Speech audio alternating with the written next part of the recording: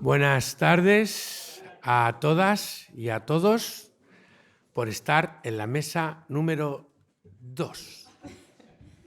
¿Vale? No os habéis equivocado, estáis en la 2. No me quiero olvidar de deciros, primero, todo lo que va a suceder aquí va a ser grabado y posteriormente habrá un podcast o, bueno, lo que los jóvenes digan que se hace con eso, ¿vale? Para no enredarme yo a deciros, porque según mi hija soy un boomer. Bueno, y me llaman loser, pero total, como no entiendo lo que dicen, me es igual. Hoy, antes de nada, deciros que Guille, ¿dónde está Guille? Levántate, por favor. Es el joven del Masalaf que luego subirá a decir en breves tiempo lo vamos a hacer. Un fuerte aplauso por ello. Que es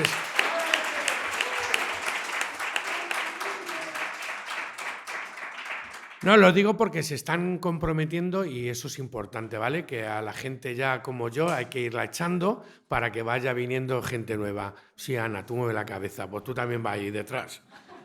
Bueno, mi mesa, a la cual estoy orgullosísimo, que tengo el placer de presentaros. No conocía a ninguno de los dos.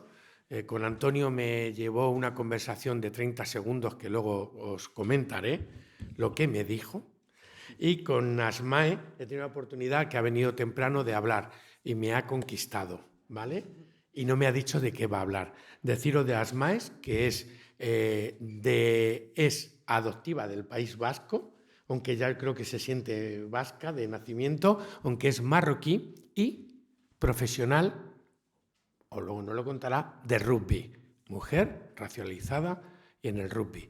Y en la que nos va a dar su primera pequeña charla. Sabéis, para los que habéis venido más veces, la metodología es simple, 15 minutitos aproximadamente, tampoco les voy a controlar mucho, en el 18 digo te pago el micro, luego él y posteriormente tenéis la palabra vosotros y vosotras. Y cuando digo la palabra no son reflexiones de una hora, que algunos queréis hablar más que el ponente, yo ya lo aviso. Entonces, Asmae, este es tu público. Vale, pues escucha. Muchas gracias. Gracias por la invitación. Nunca había venido a Fuenlabrada, o sea, está siendo, no sé, que llegaba a las 2:30, 3:30 y está siendo todo un descubrimiento. O sea, de verdad os digo que tenéis una ciudad, o sea, justo además venía de Madrid y ha sido como el choque ese, ¿no? De llegar a un sitio un poco más tranquilo. He visto simbología de inclusión, que siempre se agradece, ¿no? Aunque sea una pintada, un cartelito, fuera el machismo, no sé, cosas que hace una ciudad bonita, ¿vale? Y por esa parte, nada, introducción, muchas gracias. Vengo de Eibar, no sé si alguna habéis coincidido y que habéis estado en Eibar, en el norte, bueno. Vengo de Eibar, siempre he vivido en Eibar, desde los 5 años, ¿vale? Soy de la primera generación, o sea, perdona, la segunda generación. Mis padres son primera generación y un poco antes de adentrarnos un poco en los conceptos, porque me gusta a mí por defecto de vocación, soy socióloga también. Entonces me gusta muchísimo matizar los conceptos, para que más que nada que luego se entiendan. Dime, no. Ah, perdona. ¿Cómo has levantado la mano? Vale, dale una hoja. Sí, es que somos muy pesadas las sociólogas, yo al menos me considero muy pesada. Que nada, pues para hablar un poco más bien de deporte en ámbito de colectivos en exclusión, racializados, /migrantes, quería matizar un poco las generaciones, ¿no? Que antes también se ha mencionado, que ¿no? Al final todo se compone por generaciones. En los años 90, tal, pues vino como la primera remesa de la generación migrante. Cuando digo migrante ya me refiero a nivel exterior de España. Siempre lo que es la primera generación es, para mí, siempre pongo como un ejemplo visual. Está como arriba, ¿vale? Está arriba, entonces, bueno, traen sus nombres, un perfil de entre 20 y 40 años, los que inician esa migración, por lo que vienen de un país de origen bastante diferente al país de acogida, ¿vale? Entonces, con muchísimo arraigo al país de origen, con muy poco al país de acogida, ¿vale? Muy poca economía y a la vez con muy poca de nivel de socialización, ¿vale? Al país de acogida. ¿Por qué digo esto? Porque ahora mismo en el marco de España, ¿vale? El que más predomina es esta primera generación y tirando a segunda generación, ¿vale? Estaría la segunda, estaría la tercera, que la tercera ya sería los hijos de la segunda generación, ¿vale? La segunda generación, ¿qué pasa? Que al igual que en mi caso, ¿no? Venimos o muy pequeños o hemos nacido aquí, ¿vale? O sea que ya el nivel de socialización que tenemos es muchísimo más alto que el de nuestros padres. El nivel de estudios también es más alto, el nivel económico también es más alto, pero bueno, eso va según creciendo, ¿vale? ¿Por qué digo esto? Porque lo que repetía, o sea, en el marco de España ahora mismo tenemos el marco de la primera y segunda generación, ¿vale? Que son las generaciones que más problemas tienen, diferente tipo de problemas, ¿vale? Esto quiere decir que la segunda generación se lleva en la mochila, ¿no? Todo lo que sus padres, sus madres tienen. En referido al deporte, a mí me ha pasado que siempre he sido súper deportista, pero he practicado deporte súper tarde y es algo que me arrepiento interiormente mucho, ¿no? Entonces, cuando veo a alguien pequeño hacer deporte, digo, jo, qué envidia me dan, porque al final, ¿no? Y ya dejé de hacer ese comentario cuando me fui consciente un poco de la realidad según los años y entendí que hacer deporte no está al alcance de cualquier persona, ¿vale? No está al alcance de cualquier bolsillo, no está al alcance de cualquier colectivo, ¿vale? Entonces, cuando yo era pequeña, como traía las mochilitas de mis padres, ¿no? Que estaban en ese momento de estabilizarse, pues no tenía, ¿vale? Entonces, aquí no sé porque no me atrevo a hablar de Fuenlabrada porque no os conozco, pero desde luego que en Eibar y el norte, a la hora de extraescolares, ¿no? Es ahora que salen los niños y las niñas del colegio, el parque está lleno siempre de colectivos migrantes y racializados. Casualidad no lo es, ¿vale? O sea, por eso me gustaba matizar los conceptos para entender, porque están llenos están los parques llenos de colectivos migrantes porque no tienen acceso muchas veces al pertenecer a ese tipo de colectivo, pues muchas veces también están en colectivo de exclusión social, ¿vale? Por la poca economía de los padres o tal. No van al inglés, no van a particulares, no van a japonés, no sé, cualquier otra actividad que un autóctono apuntaría a su hijo o hija, pues para que se entretenga o por quitármelo un par de horas, no sé, ahí ya no entro, ¿vale? Me parece muy importante porque realmente luego, esto pasa luego, ¿no? Se traslada mucho en los medios de comunicación cuando se habla de racismo, sobre todo en el deporte y en el fútbol, porque es lo que tenemos. ¿Y dónde viene? ¿Y por qué? ¿Somos o no somos racistas? Y decimos, jo, no lo somos, porque con autoridad decimos, no lo somos. El ser o no ser no va muchas veces implícito en la persona. A veces va implícito, es estructural.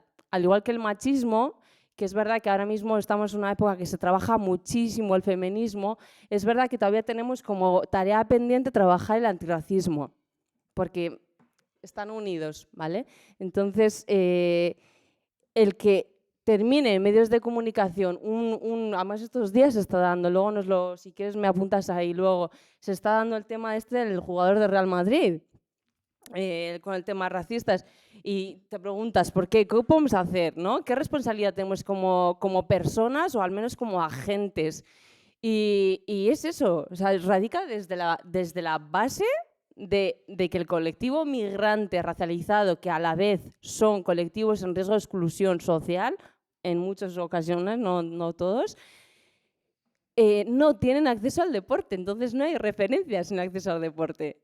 Yo voy a hacer deporte a cualquier club, ¿vale? Sea fútbol, sea rugby, en este caso rugby, no hay referentes, ¿vale? Entonces es normal, dentro de la lógica que tenemos humana, que si hay un negro le llamamos el negro. En vez de llamarle su nombre, pues le llamamos el negro, dentro de la lógica humana. Entonces, siempre matizo que para que haya o para prevenir el racismo siempre hay que garantizar el acceso al deporte. O sea, es una frase que para mí hay que tatuársela a raya, porque muchas políticas sociales garantizan el acceso al deporte hasta primaria.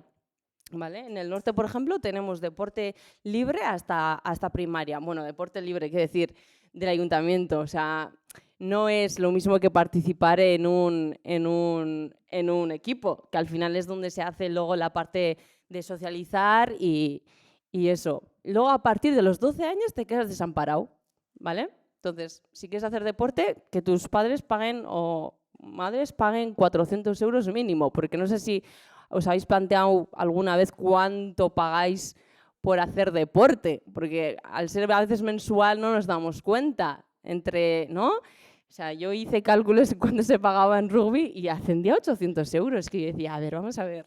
Obviamente una familia, un colectivo que tiene problemas económicos va a priorizar esos 800 euros para otros temas y no para el deporte, ¿vale? Entonces, creo que son pequeñitas cosas que podemos ir haciendo por poner un ejemplo, claro, el acceso al polideportivo municipal, ¿vale? Que aquí no sé cuánto está la cuota, que normalmente es un ejercicio que suelo hacer cada vez que voy a hablar a un municipio. En Eibar, por ejemplo, son 140 el individual.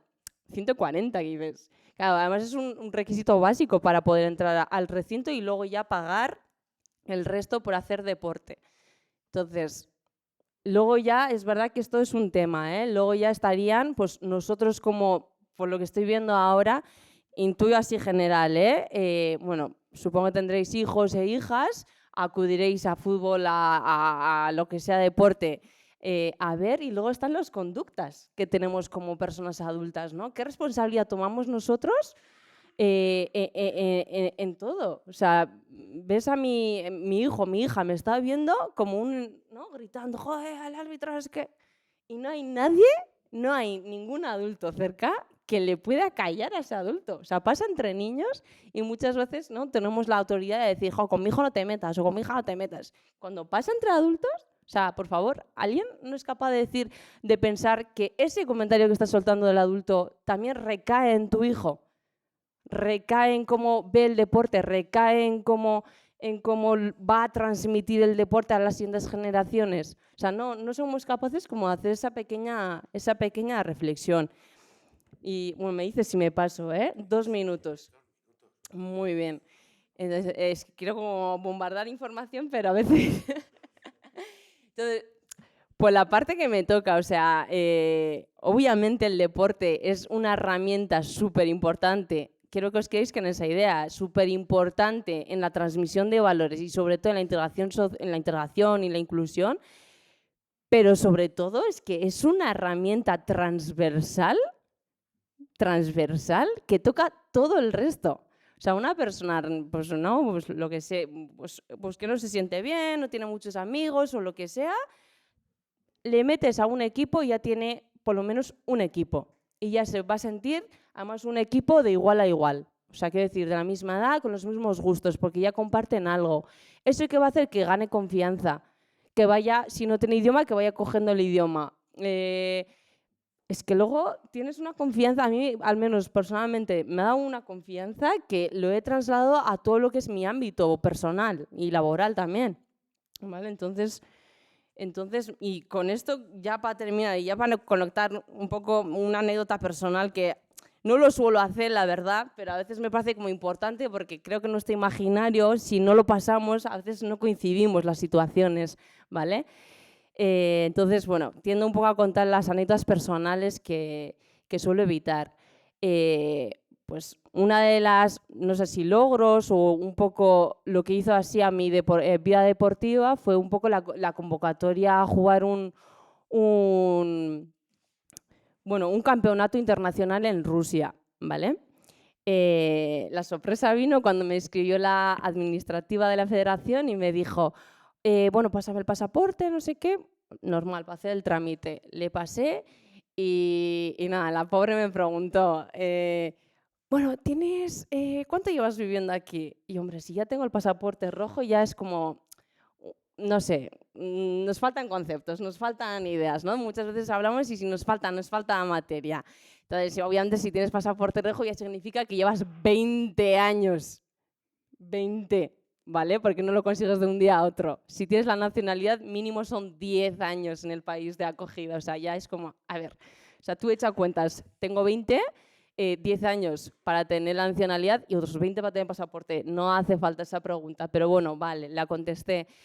Y a mi sorpresa fue, ¿tienes alguna justificante de pues, tus notas de primaria, de secundaria? Y yo, a ver, pero hay gente que guarda esas cosas. O sea, yo, notas de primaria, he hecho la carrera en euskera. Si eso te vale, que es lo único reciente que tengo, que no, que tenía que demostrar mis 20 años de estancia en Eibar. Yo me niego. Me niego.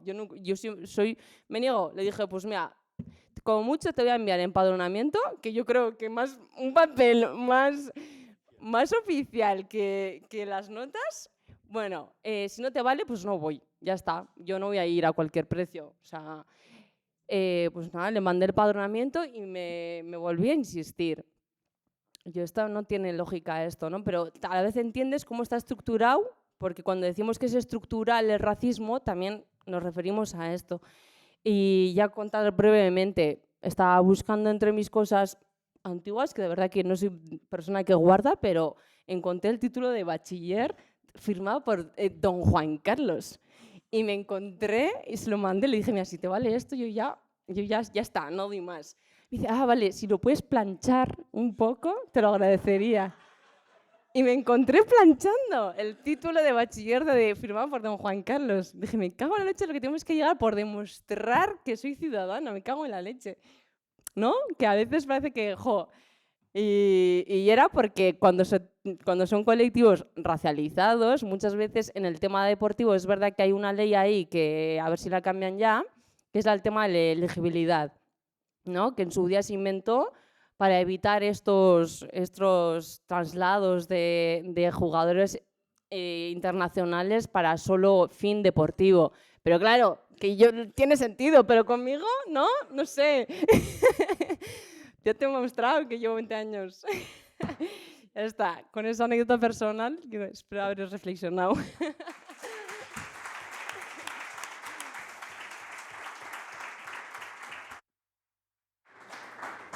Joder, da gusto escucharte y si nos podíamos quedar más tiempo. Esto es lo que tienen los laboratorios, ¿vale? Que os vais a ir con ganas, pero luego podéis preguntar y luego tendréis un poquito al final para rematar la faena. Muchas gracias. Me quedo con cositas importantes. Yo de deporte entiendo poco y nunca lo he practicado. Y yo creo, al revés que Auri Boquesa, que el deporte es malo. Todo el que veo lesionado, digo, ¿por qué? Me dice, no, jugando a fútbol, jugando al rugby. Jolín, mancho. Bueno, luego tendremos oportunidad de preguntar. Yo tengo frío, pero bueno, esto es una cosa mía, ¿vale? Que desde que he perdido kilos estoy helado. Hostias, a mi derecha. Fíjate, madre mía. Madre mía. Esto ha sido un sin querer. Lo he pensado ahora y he dicho a mi derecha. Bueno, a mi derecha, vecino de Fuenlabrada. Un gran, a mi juicio, ¿vale? Sobre gustos, colores, y seguramente lo que yo diga habrá gente que no esté de acuerdo, pero creo que es un gran comunicador, ¿vale? Es periodista, fue subdirector de La Marea y el que quiera saber más, que ponga Antonio Maestre, igual que el que quiera saber más de ella, y lo busquéis en las redes. Como anécdota te diré que un día te vi aquí, me emocionó verte, fui, no te acordarás, fueron 30 segundos, si te acuerdas entonces es que yo impacto, pero no. Te di la mano y te dije, Antonio, encantado de conocerte, hay algunas veces que no estoy de acuerdo con lo que dices. Y él me dijo, hay algunas veces que tú no tienes la razón. Esto fue, me fui a mi casa y dije, la madre que me parió, pero ya no me dio tiempo a contestar. Antonio, es tu público, muchas gracias por haber venido, también te lo digo en el esfuerzo, porque periodísticamente estamos en momentos convulsivos y bueno, la noticia manda, pero ha hecho el esfuerzo de estar aquí y se lo queremos agradecer. Tus 20 minutos. Bueno, muchas gracias. Esa respuesta me suena porque es muy mía. O sea que sí, me suena, no me acuerdo, pero sí, me suena que he podido decirlo. Bueno, esfuerzo tampoco, que vivo aquí al lado, que soy del barrio, o sea, tampoco vamos a poner que mucho esfuerzo, ¿no? Quería esperar y escuchar a Mike hablar porque prefería recoger lo que ella dijera para que tuviera coherencia a la mesa, porque si no yo divago por otros derroteros que a lo mejor no tenían nada que ver y así pues hecho bien, porque así ahora recojo un poco lo que haya dicho para poder ir por el camino que ha abierto, que me parece muy interesante además. Ella es socióloga, yo no soy sociólogo, soy periodista, pero uno de mis libros tiene mucho de sociología, entonces creo que podemos llegar a un buen entendimiento por ahí. Voy a coger con una de las cosas que ha dicho. Yo intentaré centrarme más en los medios, obviamente, porque es mi labor. De deporte hace mucho que lo dejé. Yo sí juego al fútbol, alguna cosita, pero poco.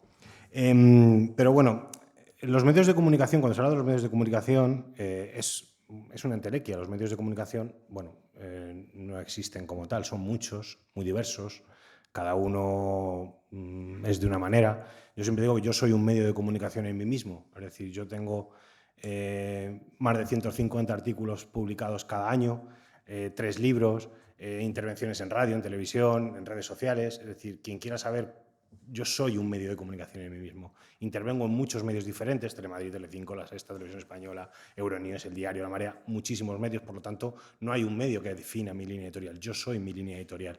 Obviamente, no se puede hacer lo mismo en cada medio donde estás y tienes que jugar, ¿no? con cuáles son los márgenes que te permiten esos medios de comunicación, esas líneas editoriales. Tanto juego con ese margen que a veces lo sobrepaso y me echan, pero bueno, eso forma parte de mi desempeño. Pero quiero decir que cuando se habla de los medios de comunicación es injusto si se habla en general, porque medios de comunicación hay muy honestos, muy válidos, muy respetuosos, que merecen mucho la pena, y luego hay otros medios que son basura. Entonces, hablar de medios creo que es injusto, ¿no? Hay que valorar a cada uno en su justa medida y qué es lo que hace. Yo, como medio de comunicación en mí mismo, aparte de periodista, me he centrado siempre en una línea editorial que es el antirracismo, el feminismo, el antifascismo y la conciencia de clase, es decir, la defensa de la clase trabajadora.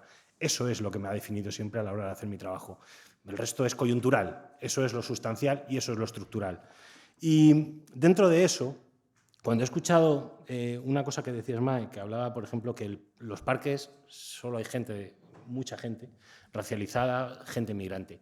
Y claro, yo he recordado cuando lo ha dicho una escena de The Wire en que hablaba en la serie, para mí la mejor serie que se ha hecho nunca, en la que uno de los policías decía que la esquina es la sala de estar del pobre.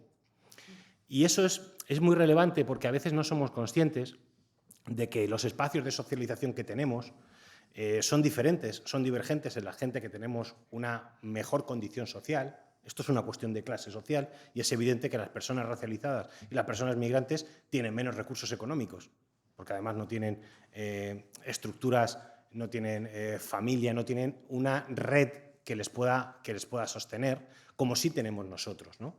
La gente que ya llevamos más tiempo, ellos la van tejiendo con el paso del tiempo, pero tardan mucho tiempo en hacerlo y eso provoca una quiebra de desigualdad que es muy relevante también a la hora de generar convivencia, porque cuanto mayor desigualdad, pues obviamente mayor conflictividad existe. No hay convivencia si hay desigualdad y obviamente eso es una evidencia. Hay un concepto, como es socióloga lo voy a coger, que son las estructuras de sentimiento, que es un concepto que hizo el sociólogo de los estudios culturales que se llamaba Raymond Williams, que hablaba de esos espacios de socialización que todos nos definen, que nos emocionan, que nos vinculan desde que somos pequeños. Todos recordamos el parque donde hemos jugado, donde teníamos, o la tienda donde comprábamos la cuña, ¿no? Me acuerdo de las cuñas que compraba antes de ir a jugar al fútbol. Todos tenemos esos espacios de socialización, esos espacios de sentimiento, esas estructuras de sentimiento. Y es muy importante que esas estructuras de sentimiento sean mixtas, sean compartidas, porque eso nos vincula emocionalmente. Y si nos vincula algo emocionalmente, pues es muy difícil que haya ruptura entre nosotros. Cuando esas estructuras de sentimiento están segregadas, y en eso tienen mucha culpa también los medios de comunicación, y aquí voy a faltar a mi propia apelación del principio, porque no tenemos los mismos espacios de representatividad. Esto es en los medios de comunicación. Y es muy sencillo comprenderlo. Y ella nos puede decir, vosotros conocéis en medios de comunicación periodistas marroquíes, racializados. ¿Hay alguno? Yo no lo conozco. No lo conozco. Y es muy importante porque al final el papel que nosotros podemos, es decir, lo que nosotros vivimos es lo que podemos enseñar y mostrar. Yo obviamente no puedo hablar desde el punto de vista de una persona racializada o de una mujer, porque no lo soy ni una cosa ni la otra, pero sí soy una persona que viene de una extracción humilde, de clase trabajadora. Entonces puedo dar y definir muy bien, a la hora de representar mi discurso, a la hora de hablar, cómo vive una persona de clase trabajadora, cuáles son las dificultades que ha tenido, qué problemas ha tenido a la hora de intentar mejorar en su vida, en sus relaciones laborales. Yo sí puedo mostrarlo porque he vivido, porque he tenido esos problemas. Eso es importante para que ahora, cuando yo hablo desde esa posición, la gente que me escucha se sienta representada, porque va a sentir ese vínculo, va a saber que habla desde la verdad, lo va a entender. Es decir, cuando yo escribo Los rotos, una de las cosas que me dice la gente cuando lee es que se siente identificada, desde su posición, que es diferente a la mía, pero porque hemos vivido las mismas cuestiones, hemos vivido los mismos problemas, las mismas dificultades, y eso nos hace sentir un vínculo.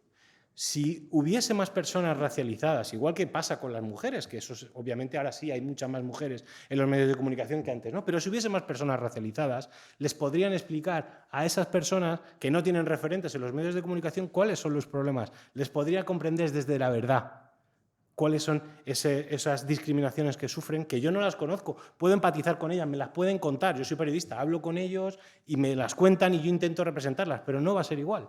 Esa representación en los medios de comunicación de esa diversidad, de esa pluralidad, es importantísima para que exista esas estructuras de sentimientos se vinculen.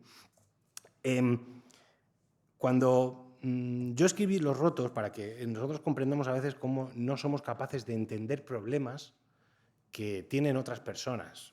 No somos capaces ni siquiera de entenderlo, porque no estamos en esa posición. Me contaron una historia de cuán difícil puede ser para una persona que vive una persona de la que voy a hablar, era gitana, ¿vale? Era una gitana que vivía en un poblado marginal de Sevilla que se llama El Bacie. Y fue la primera mujer gitana que se consiguió sacar la carrera en ese poblado marginal. Estamos hablando de 2008. La primera mujer gitana que se pudo sacar una carrera universitaria en ese barrio. Claro, cuando nos hablan de la cultura del esfuerzo, de la meritocracia, de quien quiere puede, eso es porque quien dice eso no ha estado en una extracción social muy difícil. Porque además siempre digo que la precariedad es como una cebolla. Hay capas de esa cebolla, es decir, yo puedo haber tenido problemas, pero no tienen nada que ver con los que ha podido tener una mujer racializada, migrante. Es que no, es otro mundo, ¿no? Las dificultades con las que yo me he podido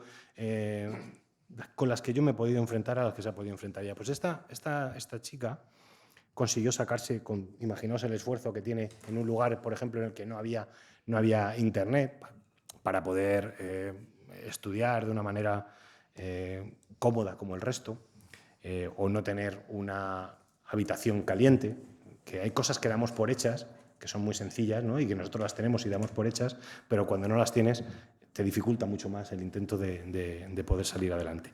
Pues esta chica, cuando después de todos los esfuerzos que tuvo que conseguir, para muchos más que yo, para sacarse una carrera universitaria, una vez que ya tenía la carrera universitaria, no conseguía que la dieran una entrevista de trabajo. Ni siquiera la daban una entrevista de trabajo. Y no entendía muy bien por qué. Y era muy sencillo, era porque ponía la dirección, ponía el código postal. Y en el código postal se podía ver que esa chica venía del Bacie. Y nadie quería hacer una entrevista a una chica que viene del Bacie.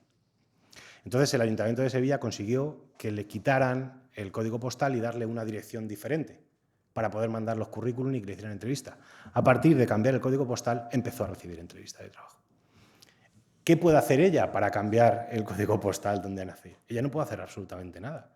Es decir, cómo nos determina el origen, la clase, la raza, el género, es algo que nos atraviesa de una manera que, para intentar mitigar todas esas discriminaciones, desde los medios de comunicación también tenemos que trabajar a la hora de eliminar esos prejuicios que es algo muy complicado y es muy difícil, y yo lo reconozco. Es muy difícil porque es un trabajo de largo alcance, pero sobre todo empieza con esa representatividad, con que puedan verse esos referentes diversos, plurales, que puedan enseñar al resto de la población, que la raza no tiene que ser un hándicap y que una persona racializada no es peor que tú.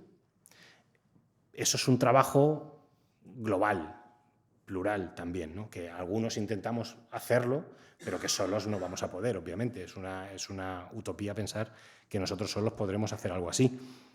Pero es importante que incluso desde pequeños espacios, todos juntos, sumando, porque se pueden cambiar las cosas de una manera muy sencilla. Voy a acabar con un ejemplo, con ejemplos de que la opinión pública tiene la capacidad de cambiar las cosas, de influir para empujar a quien incluso no quiere cambiar, ¿no? Y pongo dos ejemplos, voy a hacerme en dos y ya está. Uno es el caso Rubiales y otro lo que está ocurriendo en Gaza. Parece que no tienen nada que ver, pero tienen mucho que ver porque estamos hablando de derechos humanos y que en el fondo tienen diversas caras o son plurales, pero son diversos humanos, tanto el antirracismo, el feminismo, el antifascismo, el respeto a los derechos humanos, forman parte de lo mismo, ¿no?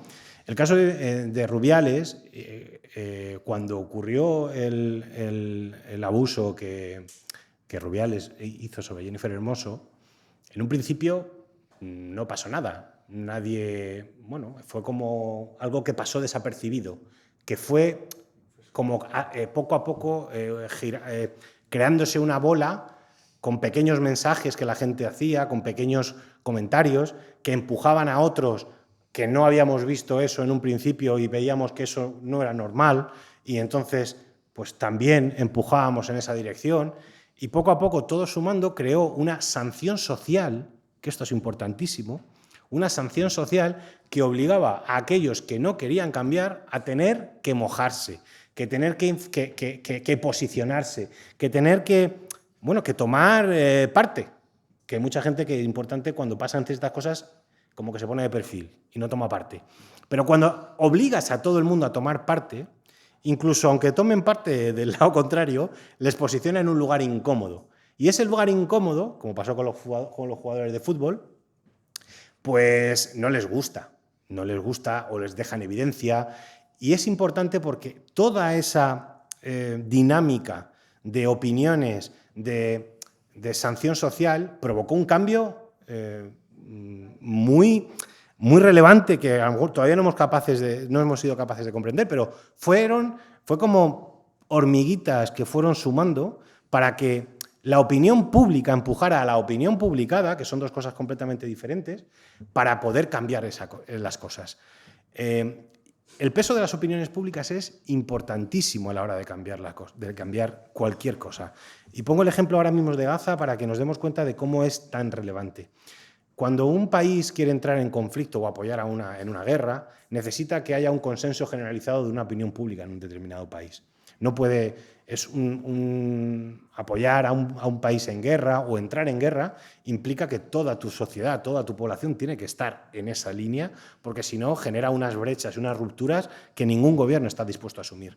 Cuando ocurrió el atentado el día 7 de octubre, el primer movimiento que hubo en los medios de comunicación y mensaje, contra el que algunos combatimos sabiendo de que podía generarnos un coste mortal para nuestra carrera, porque cuando hay ciertos movimientos tectónicos en la opinión pública, posicionarte en el lado equivocado te puede matar. Cuando se cometió ese atentado, hubo muchas voces que suelen ser bastante acomodaticias que intentaron decir o intentaron transmitir que ese atentado había ocurrido en el vacío, es decir, que no se sucedía en un lugar donde había un contexto histórico de ocupación del Estado de Israel a los palestinos, de opresión, de represión, de muerte, de violencia, es decir, que eso había ocurrido, pero que no importaba nada de lo que había pasado detrás. Todo aquel que intentaba contextualizar o explicar para quien no tenía el conocimiento. No todo el mundo tiene que tener por qué tener el conocimiento de cuál es la historia de Palestina, del Estado de Israel, de los territorios ocupados, qué es Gaza, qué es Cisjordania. No todo el mundo tiene por qué conocer eso. Los que nos dedicamos a ello, pues hombre, es nuestra obligación, pero no todo el mundo tiene que hacerlo. Por lo tanto, los que intentamos contextualizar y explicar qué es lo que sucedía ahí, éramos tachados directamente de apoyar el terrorismo. No había otra opinión. Si tú en ese momento, o los que en ese momento fuimos firmes, nos echamos un paso atrás y abandonamos esa batalla de la opinión pública porque nos puede generar un coste laboral y dejamos que ese relato sea el mayoritario y sea el que se impone en la sociedad, Pedro Sánchez no hubiese tomado la decisión que tomó de pedir el alto el fuego, ni Borrell en la Unión Europea, hubiesen apoyado de manera frontal a Israel para que haga lo que está haciendo, pero con todo el apoyo. Esos cambios que se fueron dando tienen que ver con el peso de la opinión pública, con que esas voces no se rindieron ante una acusación de ese tipo, se pusieron pie en pared, siguieron hablando, siguieron contando la realidad para que ese relato mayoritario de la propaganda de Israel fuera perdiendo peso en favor de la verdad y la realidad histórica. Es decir, no es un relato ficticio, es lo que de verdad ha ocurrido. Cualquiera que se informe mínimamente sabe que desde el año 40... Bueno, no voy a entrar ahora porque eso es algo tremendo. Eso no mejor con esto me malo y no quiero. Lo que quiero decir es que todos, incluso aquel que tiene una cuenta en red social o tiene la capacidad para hablar con alguien como yo o para hablar con su líder político, todos tienen peso a la hora de intentar cambiar algo. Obviamente los que tenemos mayor foco, pues tenemos más, ¿no? Pero la opinión pública se puede cambiar desde abajo y empujando poquito a poco. A veces se pierde, la mayoría de las veces, no me voy a engañar. He puesto 2 ejemplos que se gana, pero podría poneros 1000 que se pierde. Pero vengo aquí, yo soy optimista, vengo aquí para que os vengáis todos arriba. Pero bueno, nada más, lo voy a dejar ya con este tema y que hagáis las preguntas. Y un placer. A ver.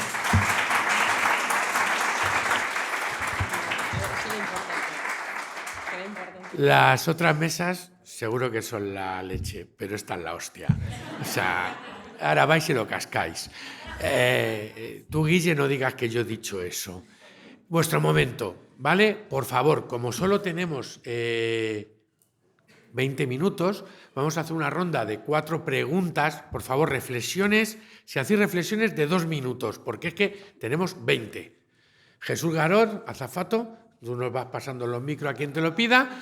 4 preguntas, contestan. A él le tenemos en Fuenlabrada casi todos los días. Ella viene de Eibar y no la tenemos tanto como nos gustaría, para que apuntéis bien. Periodista y deportista, todos de riesgo. ¿Una pregunta? ¿Alguna más? Venga, que sé que tenéis 40 a la cabeza y cuando vayáis diréis, joder, tenía que haber preguntado esto.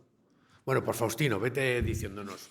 Bueno, pues buenas tardes a todos, buenas tardes. Aquí habéis expuesto unos claros ejemplos de que lo que hay detrás de todo es el dinero, el capital. Todo eso que se ha salido del caso Rubiales es el negocio, los sucios negocios de dentro de la Federación Española que han saltado pues gracias a que nuestras chicas, a nuestras representantes han sido campeonas mundiales. Porque si se hubieran quedado las últimas no había pasado nada. Y luego, aparte de eso, yo lo que quiero decir es, como decía Asmae, el tema de la necesidad de hacer deporte en los barrios, en las asociaciones y a través también de los ayuntamientos, porque lógicamente es la posibilidad que hay actual para la gente que es inmigrante y no tiene los medios. Entonces, sí, simplemente el tema ese de la pasta, el money, la influencia de todo lo que habláis es lo que está detrás, ¿cierto? ¿Alguna pregunta más o les dejo? Ahí está. Dime tu nombre, que no te conozco, Marisol. Y digo, cuando vayáis a hablar, decir el nombre, si queréis. Gracias, Sol. Bueno, yo me he reconocido en vuestras intervenciones cuando has hablado de la infancia o de los juegos en el parque, porque es verdad que es un problema económico muchas veces, que no solo es porque seas inmigrante, sino porque eres un inmigrante con pocas posibilidades económicas y no accedes al consumo, a irte a un centro comercial a pasar todo el fin de semana, ¿no? Yo os hablo desde una minoría, que es la minoría de la discapacidad física. Yo cuando era joven mi destino era tener un kiosco, llevar un kiosco. Yo no tengo nada en contra de la gente que lleva un kiosco, pero era a lo que me destinaban un poco la gente que tenía alrededor. Y me costó también muchísimo encontrar un trabajo, muchísimo. Yo no tenía un código postal, pero sí que tenía un problema físico, y cuando tenía una entrevista por teléfono estaban encantados, y cuando llegaba a la entrevista pues ya o estaba ocupado o había habido un error o etcétera, ¿no? Con esto quiero deciros que ser minoría es muy doloroso porque es una lucha muy solitaria. Y es verdad que los medios de comunicación a veces se mueven por, ¿cómo deciros?, por tendencias o por modas o por políticas, no sé cómo llamarlo, pero hay veces en que los medios olvidan determinados problemas, ¿no?, sociales. Las minorías tenemos que luchar ya desde el racismo, o sea, desde la minoría étnica o desde la discapacidad o desde otras minorías, tenemos que luchar contra una mirada social que nos constriñe y nos condiciona nuestra identidad. Y ese camino a veces es muy solitario. Entonces, la pregunta un poco es, o bueno, más que una pregunta, es una reflexión de cómo podemos romper esas miradas, porque podemos poner una ley, podemos poner actividades para niños y subvencionar, pero a veces romper la mirada social, esa mirada que te condiciona y que te crea una identidad impuesta, cuesta muchísimo, años. Y bueno, pues no sé, desde los medios, en este caso el deporte nos limita mucho, pero bueno, también podemos integrarnos, pero para nosotros es más difícil. Pero a veces hay minorías que seguimos un poco ahí, como, no quiero lloriquear, no es que seamos olvidados, pero que nos sigue costando mucho romper esas miradas. Vale, mientras pensáis otras preguntas, van... ¡Ay, mira, bien! Como anécdota, y mientras coge el micro, os diré que un día llevando a Auri el pabellón Fernando Martín, dijimos, esta fue la breña olímpica, dijo uno, pero si es negra. ¿Por eso ya no puede ser de Fuenlabrada? No, esto hace... Yo voy a ser más breve. A ver, estaba reflexionando un poco sobre la juventud. Sole, me llamo Sole. Estaba reflexionando un poco que hoy en día realmente la juventud hace mucho uso de los medios de comunicación, hablando un poco de redes sociales, para hacer ciberactivismo. Y cuando estaba exponiendo justo lo de Gaza, estaba recordando que la gran Maruja Torres, hace bien poco en Twitter, bueno, llevaba como unas semanas poniendo vídeos sobre la realidad de lo que ocurre en Gaza, vídeos que ponen la piel de gallina a cualquiera, y al final le han bloqueado la cuenta. Entonces mi reflexión va un poco en cómo podemos seguir haciendo desde aquellos que no estamos como tal en los medios de comunicación, sino que podemos hacer uso de las redes. Pues es un buen uso para concienciar, para que se oigan nuestras voces. Muchas gracias por la brevedad y por la pregunta. Venga, he dicho 3, contestáis y luego damos paso a otras pocas. Espera, contestamos. Los dos. Sí, empiezo yo. Bueno, cuando voy a hacer las 3 preguntas, cuando hablas de todo está en el dinero, en el capital, bueno, yo antes te decía que todo es cuestión de clase social. Es una evidencia que la clase social viene determinada no solo por el capital, sino también por el capital social, el capital cultural, el capital... Bueno, es que yo soy muy de Bourdieu, entonces todo lo que tiene que ver con las relaciones, con el capital humano, pero obviamente en un mundo capitalista como el que hay ahora, pues todo está determinado por el poder que marca el dinero. Eso es una evidencia y no voy a abundar demasiado en ello. Sobre lo que decías sobre la minoría y, por ejemplo, la discapacidad, yo, cuando hablo precisamente de la representatividad que puede haber en los medios, yo no creo que la mejor manera de hacerlo sea que alguien como yo, de un día o de una intervención que tengo a lo mejor en un medio de comunicación, que puedo hablar 30 segundos, un día hable de los problemas que tenéis. Creo que eso, bueno, pues es la espuma. Al final lo que ayuda es que haya personas con discapacidad trabajando en un medio de comunicación, porque eso abre posibilidades. Es decir, cuando un niño que tiene esa discapacidad, lo único que ve, o cuando hablan de él, es simplemente pues lo que dice, pues para tener un kiosco de la ONCE o por los problemas a los que se enfrenta, al final le imposibilita, le bloquea. Si ve que hay posibilidades, si ve que hay gente haciendo muchas cosas muy diferentes en muchos sitios, eso le abrirá posibilidades y se dará cuenta, y vale para las personas con discapacidad, para las personas racializadas, se dará cuenta de que para las personas trans, que también es muy importante, porque yo recuerdo un caso que me dejó, que era una niña trans que había en un colegio y que tenía 14 años y le dijo a la profesora, yo es que no quiero ser puta, porque la única posibilidad que se le abría como era trans era ser prostituta. Hay que abrir posibilidades y eso se abre mediante la representación en los medios de comunicación, es decir, que haya mucha diversidad, mucha pluralidad, que no solo llamen a una persona racializada para hablar de los problemas que tienen las personas racializadas, sino que llamen a una persona racializada para hablar de la educación pública, o de lo mismo que hablo yo, o de la investidura. Ahora hay una investidura, pues ¿por qué solo hablan o llaman a las personas para hablar de los problemas específicos que sufren por su condición racial? Pues no, tienen que hablar de todo para que todo el mundo se dé cuenta de que todos tenemos la misma capacidad para hablar de cada tema y de todos los temas en los medios. Y lo único sobre lo que decía sobre como los medios de comunicación. Las redes sociales, lo que le ha pasado a Maruja Torres, hay que ser consciente de que cada vez que tú intentas comunicar vas a tener márgenes y censura, incluso autocensura.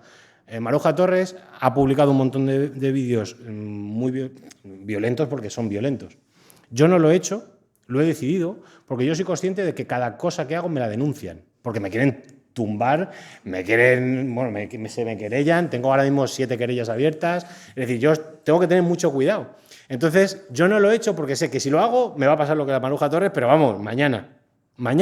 Entonces, al final tienes que saber cuáles son los márgenes con los que juegas y con esos márgenes, siendo consciente de que no puedes hacer todo lo que quisieras, pero dentro de esos márgenes ser lo más útil posible. Yo podría ser un kamikaze, ¿no? Y llegar el primer día a hacer una barbaridad, decir una barra basada y no volver nunca más a trabajar. Pues ese día saldría, como ha pasado, trending topic, todo el mundo, muy bien, maestre, mañana no me conoce nadie, mañana estoy ahí sin... Quiero decir, hay que intentar ser útil. ¿Cómo es? Pues sabiendo cuáles son los temas que te interesan, intentando ser pragmático también a la hora de intentar. Un activista quemado no es activo, no vale, no sirve. Sí, o sea, un poco siguiendo en tu línea, yo creo que lo has resumido todo muy bien, pero también yo creo que lo importante también somos como ser agentes de cambio, ¿no? Porque siempre esperamos a que alguien cambie la opinión o que alguien influya en el cambio y no nosotros, ¿no? Tenemos que entender que también somos agentes de cambio y muchas veces ese cambio que podemos hacer como personas individuales muchas veces pasa por corregir al compañero o compañera, ¿no? La utilidad en este caso de redes sociales, somos una masa, o sea, al final es una masa que nos bombardean. Os tiene que gustar esto y nos gusta esto. Tenéis que opinar esto y no opinamos esto. O sea, es un consumo inmediato y cuanto más rápido mejor. O sea, cuando pasó, me acuerdo cuando hubo los primeros días del atentado, todo el mundo publicaba, al segundo día ya dejado, ¿no? Ya nos hartamos, queremos nuevo contenido, otra cosa, ya basta la garra, estoy cansada. ¿Cansada? O sea, ¿cansada? ¿Sabes cuánta gente se muere y tú estás cansada de reproducir un vídeo de 30 segundos? O sea, ¿no? Esa es la reflexión, pero yo ya, obviamente, luchar contra las redes sociales es muy difícil, pero en una conversación de bar ¿Tú sabes lo que se puede solucionar? Que el listo de turno te empiece a contar, es que claro, es que ellos terroristas, es que... Dices, a ver, vamos a ver. Pues ahí empieza un poco la utilidad que podemos hacer como agentes de cambio, ¿no? Luego, obviamente, en cuanto a las minorías, si es que es lo que decimos, el antirracismo, el feminismo, todos esos conceptos es que todos hilan igual, todos tienen el mismo objetivo, que es luchar contra lo hegemónico, ¿no? Porque al final, obviamente, como sociedad, es una sociedad que está encajada de una manera que seamos útil. Y todo lo que no es útil, nos tienden a intentar como, ¿no? Un poco a darnos las migas para que no nos quejemos o para que no lloremos, ¿no? Entonces, y no, porque obviamente es una sociedad capitalista, bla, bla, bueno, si no voy a empezar, pero quiere reproducir, entonces obviamente las personas que no les encajan, no las va a tener siempre apartadas. ¿Qué podemos hacer como personas, ¿no?, que sufrimos ese tipo de actos? Primero, ser conscientes, eso está claro. Vale, yo tengo esto, sé que estoy en una sociedad que no es que no me quiera, sino que no me encaja en su producción económica, que muchas veces tiramos todo hacia el dinero, es siempre económico. Y pasa también, otra vez, por concienciar a lo que estamos alrededor, ¿no? Pues, porque obviamente son temas que no, o conceptos que no, al no tener esas vivencias no sabemos, o sea, no saben y no podemos. Y antes me frustraba, era una activista que era frustradísima, y entraba a pelear, y ahora entro a explicar. No, es que no voy a debatir contigo, te voy a explicar la base, y ya cuando tengas la base, debatimos. Claro, de hecho, no. El otro día comparaba, lo confieso, me encanta el intermediario, y el otro día comparaba la guerra de Gaza, la impunidad que tenía a nivel nacional con los patines, con los patinetes en la carretera. Al no tener leyes, pues obviamente, y es verdad, es que los derechos humanos pasa por el interés propio del Estado. Obviamente, aunque no estén de acuerdo, no pueden decir lo contrario. Eso es que es así, es así. Entonces ya entraríamos en políticas internacionales, en derechos, que es una masa, es que somos una masa. Al final tenemos que entender que somos una masa social que nos influyen y no tenemos cero de autoridad. Por mucho que nos creamos, yo siempre digo, por mucho que nos creamos originales, de guau, yo llevo este peinado porque no sé qué. Que no, que te lo han hecho ser. Te lo han hecho ser, sí. Esperaros. Ya está. Primero, no sé cómo dudó de que eras vasca, pero bueno, ahí lo dejo. Me encanta no estar de acuerdo contigo. Es que me pone. Dice, somos la espuma. Te voy a contar una anécdota. Una vez, en La Sexta, hablaste de las obras interminadas de Yvonne Blake. Le dedicaste 12 segundos, creo. Eso consiguió que de salir 50 familias salieran 250, porque un periodista popular, Antonio Maestre, lo había nombrado. Algunas veces os creéis, los deportistas de élite, los grandes futbolistas, cuando no apoyaron a Jennifer Hermoso, que sus palabras en un momento determinado aupan a esa gente que quiere estar en la línea y nadar y guardar la ropa. Y ese es el puntito. Entonces, me dice protocolo, que vamos muy bien, quedan 4 minutos para cerrar. Me encanta que Marisol se haya saltado todo, porque para eso estamos aquí, en confianza. Y entonces, ha hecho una pregunta, concluimos con eso, cerráis. Sé que tenéis... Bueno, venga, una pregunta, que había una mano levantada y se me hace feo dejarla levantada. Sí, eras tú. Hola. Venga. Bueno, yo soy Adina, no sé si me veis por ahí. No. El debate sobre los medios de comunicación yo creo que es interesantísimo. Lo que pasa es que yo me quería centrar un poco más en Asmae porque, bueno, la conozco un poco menos, y entonces te quería preguntar si, además del tema económico, socioeconómico y de ser una persona racializada, si notaste creciendo, o si has notado ahora un poco más de adulta, la influencia del machismo a la hora de animarte a practicar deporte, si has tenido barreras. Yo no sé en rugby y menos aún en el País Vasco si cuando eras más pequeña había equipos mixtos, si eran solo femeninos. Sé que ahora juegas en femenino, pero no sé si de pequeña, porque aquí yo sé que, por ejemplo, en el fútbol, que es como el deporte, perdón, más corriente que suele practicar todo el mundo, sí que había deporte, o sea, clubs mixtos y se jugaba en mixto, pero solamente hasta cierta categoría, hasta los 12 años, me parece, o algo así, y luego ya había que tal, con lo cual eso hacía que en sitios pequeñitos muchas chicas dejasen de poder jugar al fútbol porque no había equipos femeninos en tal. Y eso, pues, yo que sé, a mí me pasó en bádminton, que por contar muy brevemente, yo me apunté a bádminton en el instituto con toda mi ilusión y resulta que me tocaron una panda de pues niñatos, pues muy influenciados por la cultura machista en la que vivimos, que al final me acabaron un poco echando, no conscientemente, no deliberadamente, pero sí que al final, en una época llena de inseguridades y de tal, pues acabé yéndome porque no me sentía cómoda, no era un espacio seguro para mí. Entonces no sé si esto en algún momento te ha pasado, te lo has planteado, si cómo pudiste sobrellevarlo y bueno, un poco cómo podemos animar a las niñas, que todavía sigue habiendo una distancia muy grande, a que practiquen deportes y a que además se atrevan a practicar deportes que son más masculinizados o que tenemos en la cabeza que son más masculinos. Muchas gracias. Un segundo, me están diciendo todos, el tiempo. Tranquilos. Vamos a dejar que contestes. Marisol hace una pregunta si creemos que los derechos humanos están ya de capa caída o qué les pasa. Tenéis 2-3 minutos cada uno para terminar.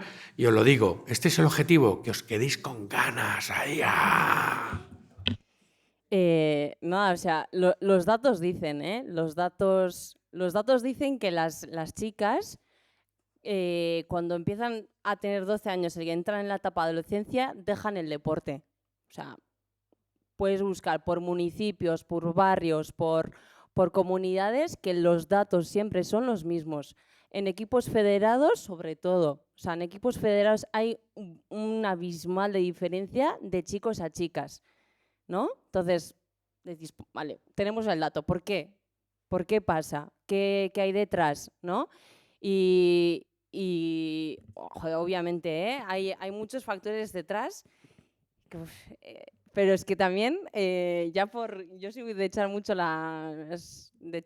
los dardos. Es que hay muchísima responsabilidad en los familiares. O sea, parece una tontería, pero hay muchísima. O sea, quiero decir, tenemos como que ni es la culpa de los adultos, porque al final son también crecidos en una afluencia, o sea, con unas afluencia de la masa. Entonces, cuando tenemos hijas e hijos, tendemos a ponerles en tal deporte o en tal deporte. Obviamente, si una hija, pues venga al baile, llevamos a natación, ¿no? Un poco los light, ¿no? Como son. Sí, que no se rompan. Es verdad, sí, o sea. Y igual lo hacemos de manera inconsciente y estoy súper segura que se hace de manera inconsciente, pero es que no somos capaces de pensar en lo que va a influenciar luego en nuestro niño o niña. O sea, que decir, más que nada porque son los deportes generalmente que se apuntan a las chicas no tienden a tener continuidad, no tienden a tener. Entonces es normal que lo vayan a dejar. Eso. Vale. ¿Me habías cortado la idea? Quiero pedir disculpas y te invito a la próxima elaboración. Y nada, no, perdona, que era broma. De manera personal, luego es otro sesgo que se tiene al ser también un poco mujer y racializada, ¿no? Tendemos como a excluir como joder, es que no te dejan desde casa, porque claro, es una cultura machista. No, o sea, será como en todas partes o como en ninguna. No sé cómo decirte. En mi casa particular no hubo ningún tema a eso. De hecho, mi padre me animó. Oye, apúntate a fútbol. He sido muy futbolera, aunque ahora soy muy criticona del fútbol. Entonces, sí, es que no hay más. O sea, que no podemos luchar contra una sociedad que lleva a las chicas a no apuntarse al fútbol federativo. Entonces, es normal que nos apuntemos a equipos y tengamos que ver a niñas jugando con 8 niños o 10 niños, además desarrollan súper diferente, o sea, no veas. Entonces, nada, lo suerte, ya lo mencioné y hago apología a favor del rugby, o sea, el rugby es aparte que ya es un deporte inclusivo en sí mismo, porque acoge a todo tipo de físicos, ¿vale? Porque todos tienen como su puesto. No sé, me parece... ¿Se me ha ido otra vez? A mí me registra la policía. Nada, pues un poco a luchar, no sé. Antonio, tienes 3 minutos. Menos. A ver, yo voy a ser... Voy a hacerte un Ferreras. Sí, voy a ser optimista, y yo creo que al fin no es que los derechos humanos no están en retroceso, al contrario, están en pujanza. ¿Qué es lo que ocurre? A ver, cuando voy a coger el caso del feminismo, ¿no? Cuando hay una pujanza feminista, un movimiento disruptor, una ola feminista, siempre hay un movimiento de resistencia, un movimiento de reacción. Eso está teorizado. Susan Faludi tiene un libro que se llama Backlash, que habla precisamente de la reacción ante el momento de pujanza y de avance feminista. Ahora precisamente lo que hay son más derechos, estamos intentando ganar derechos, hay más diversidad, hay más pluralidad, esos colectivos están exigiendo su lugar, exigiendo sus derechos, y obviamente eso implica que el grupo privilegiado, del que formo parte yo, porque soy un hombre cis, blanco, todo, o sea, tengo todo. Me guardo en la clase social para que tener algo con el que sentirme. Pero quiero decir que ese grupo privilegiado, pues no quiere perder sus privilegios porque vivía muy bien. Y como vivía muy bien, pues que le digan que, primero, que tienes que renunciar a cierta parte de toda la suerte que has tenido, todas las ventajas que has tenido, y que tienes que dejar un poco de espacio, que tienes que cambiar ciertos comportamientos, pues no todo el mundo lo acepta bien. Incluso los que hemos intentado cambiar esos comportamientos, a veces tienes ciertas resistencias, como bien ha dicho, que estás socializado en un entorno de muchos años, que te han dado unos privilegios y te han dicho que tienes que hacer las cosas así. Y de repente, cuando te han enseñado a hacer las cosas así, te dicen, no, así no es. Pues hay quien eso lo puede llevar bien, lo puede aceptar, y hay quien puede generar todo tipo de resistencias y decir, pues no, yo no voy a cambiar absolutamente nada porque tengo derecho a seguir y no quiero cambiar. Entonces, el problema es ese, que hay una cierta resistencia, pero yo creo que en el fondo lo que pasa es que se está avanzando. Y lo que pasa es que cuando se avanza siempre hay un freno, hay un rechazo, hay una resistencia. Y esa resistencia a veces es muy bravucona, es muy salvaje, grita mucho, levanta el brazo, pero al final son pocos, son menos. Muchas veces le damos más representación de la que tienen, también porque sabemos que son peligrosos y que hay que combatirlos y que hay que poner bien en pared contra ellos, ¿no? Sí, pero siempre hay todos los movimientos, los movimientos de avance no son lineales, son una onda, es decir, avanzas y retrocedes, pero cuando lo miras en perspectiva, se ha avanzado y se va a avanzar. Y los que generan resistencia van a perder, porque siempre pierden al final. Habrá un momento puntual en la espuma del tiempo que consigan una cierta victoria, pero en general, si lo miramos con perspectiva, acaban perdiendo porque tenemos la verdad, tenemos la razón y somos muchos más. Bueno, pues estos son los laboratorios. Ahora vamos a las conclusiones, que Guilla está tomando nota. No pasa nada. Chicos, chicas, objetivo, si echamos para atrás para coger carrilla para adelante. Y si levanta el brazo, se les pose el águila y les corte las venas. ¡Hasta luego! ¡Vámonos!